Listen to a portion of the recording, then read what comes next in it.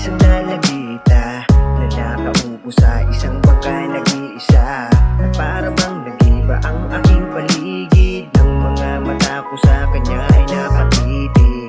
Ano ba ang meron ka na wala sa iba? Kaya heto ako napapaisip, paano ba na mapansin mo ang katulad kong isang simpleng lalaki na merong pagkanga lang naman.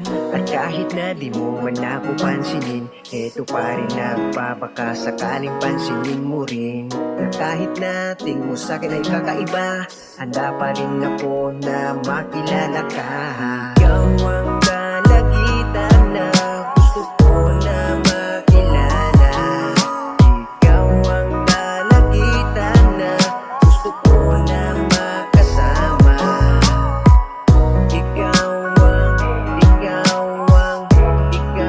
dalagitang kakaiba. Ikaw ang dalagitang kakaiba. Hindi ko lubos akalain na sa tagal ng panahon, sa wakas ako'y iyong napansin na rin sa ngayon. Kahit na sa una ako pa'y nahihiya, hanggang sa malaman ko na hilig mo rin pala.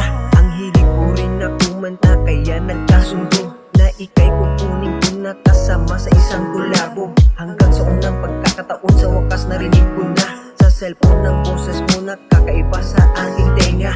Kaya nang nakita na nakasumbrero at nakasakay sa motor na dilaw, ay mas lalo na akong humanga sa dalagitang kagaya mo na asting tignan. Kung pwede lang sana akin ka na, ay ginawa ko na yan.